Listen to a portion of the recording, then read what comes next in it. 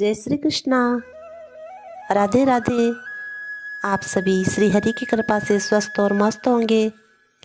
आइए आज सुनते हैं आम्ल की एकादशी कथा, फाल्गुन शुक्ल पक्ष श्री ब्रह्मांड पुराण की कथा, और इसे रंग भरी एकादशी भी कहते हैं। आम्ल की एकादशी। राजा मानधाता ने गुरु वशिष्ठ जी से पूछा, हे गुरुदेव, यदि आप मुझ पर प्रसन्न हैं तो किसी व्रत का विधान कहो जिससे मेरा कुछ कल्याण हो। वशिष्ठ जी ने कहा, हे नृप, सब व्रतों में उत्तम और अंत में मोक्ष प्रदान करने वाला आम्ल की एकादशी का व्रत है, सो वह मैं तुम्हारे सामने वर्णन करता हूँ, तुम्हें सुनाता हूँ। फाल्गुन मास में शुक्ल पक्ष की एकादशी का नाम आम्ल की एकादशी कहा जाता है। इस व्रत के करने से समस्त पाप नष्ट हो जाते हैं। इस विषय पर मैं तुम्हें एक कथा सुनाता हूँ। हे राजन, वैदिक नाम के नगर में चित्ररथ नाम का चंद्रवंशी राजा राज्य करता था, जो बड़ा विद्वान और धार्मिक विचार वाला था। उस नगर में सदैव वेद ध्वनि गूंजती रहती थी। वेद ध्वनि गूंजने के कारण वहाँ कोई भी पापी, दुराचारी, नास्तिक और दरिद्री तथा कंजूस नहीं था। वहाँ के प्रजाजन, वृद्ध, वयस्क, बालक आदि सभी एकादशी व्रत किया करते थे। वे सभी विष्णु भक्त थे। एक समय फाल्गुन माह के शुक्ल पक्ष की आम्ल की एकादशी को राजा तथा समस्त प्रजा ने हर्ष सहित उस एकादशी का व्रत किया। राजा ने प्रजाजनों के साथ मंदिर में जाकर पूर्ण कुंभ स्थापित किया और धूप दीप नैवेद्य आदि से पूजन किया। पूजन करते समय वे इस प्रकार कहने लगे, हे धात्री, तुम ब्रह्मा जी द्वारा उत्पन्न हो, तुम ब्रह्मा स्वरूप हो। हे देवी, तुम समस्त पापों को नष्ट करने वाली हो, तुमको बारंबार नमस्कार है। अब तुम मेरा अर्घ्य स्वीकार करो।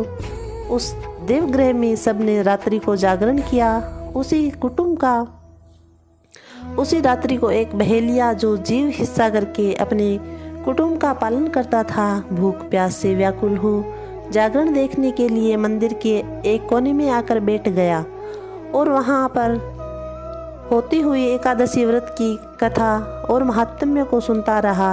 इस तरह उस बहेलिये ने भी अन्य सभी लोगों के साथ जागरण कर रात्रि व्यतीत की। प्रातःकाल जब सब लोग अपने अपने घर को चले आए तो वह बहेलिया भी अपने घर को चला आया और घर आकर उसने भोजन किया। कुछ काल बीतने के पश्चात उस बहेलिये की मृत्यु हुई।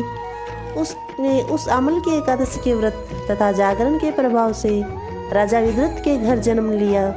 उसका नाम वसुरथ रखा गया। जब वह बड़ा हुआ तो धन धान्य से युक्त होकर चतुर्गिनी सेना के साथ 10 सहस्त्र गांवों का पालन करने लगा। वह तेज में सूर्य के समान, कांति में चंद्रमा जैसा, वीरता में विष्णु भगवान के तुल्य और क्षमा में पृथ्वी के समान था। वह विष्णु भक्त तथा सत्यवादी, कर्मवीर और अत्यंत धार्मिक था। एक दिन वह नृप वन में आखोट करने के लिए गया। देवयोग से वह मार्ग में भटक गया और दिशा का ज्ञान न होने के कारण उसी वन में एक वृक्ष के नीचे सो गया। उसी समय वहां पर कुछ पहाड़ी म्लेच्छ आए। वह राजा को मारो मारो शब्द करके मारने के लिए टूट पड़ी। वे राजा को अकेला देखकर कहने लगे कि इसी दुष्ट राजा ने हमारे माता पिता, पुत्र पौत्र आदि संबंधियों को मारकर देश से निकाला है, अतः इसको अवश्य ही मार देना चाहिए। इस प्रकार कहकर वह म्लेच्छ शस्त्रों सहित प्रहार करने लगे।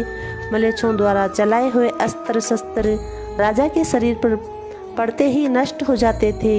म्लेच्छों द्वारा छोड़े गए अस्त्र शस्त्र लौटकर उन्हीं पर प्रहार करने लगे, जिसके कारण वे म्लेच्छ स्वयं ही मूर्छित होकर पृथ्वी पर गिर पड़े। उसी समय राजा के शरीर से अत्यंत सुंदर वस्त्राभूषणों से अलंकृत, अग्नि के समान लाल लाल आंखों वाली, टेढ़ी भ्रुकुटी किए, दूसरे काल के समान दिव्य स्त्री प्रकट हुई। उस स्त्री ने जब राजा सो रहा था उसी काल में समस्त म्लेच्छों को मार डाला। राजा जब निद्रा से जागा तो उसने उन सब म्लेच्छों को मरा हुआ देखकर विचार किया कि इन शत्रुओं को मारने वाला कौन है। मेरा ईश्वर में ऐसा कौन हितैषी रहता है जिसने ये सब मारे हैं। जब वह राजा ऐसा विचार कर रहा था तभी आकाशवाणी हुई कि हे राजन, संसार में तेरी रक्षा श्री विष्णु भगवान के अतिरिक्त और कौन कर सकता है। उस आकाशवाणी को सुनकर वह राजा अपने नगर को वापस चला आया और सुखपूर्वक अपना राज्य करने लगा।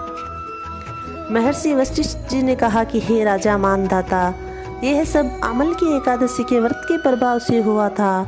जो मनुष्य आमल की एकादशी का व्रत करते हैं वे निश्चय ही प्रत्येक कार्य में सफलता प्राप्त करते हैं। जय श्री कृष्णा। Thank you.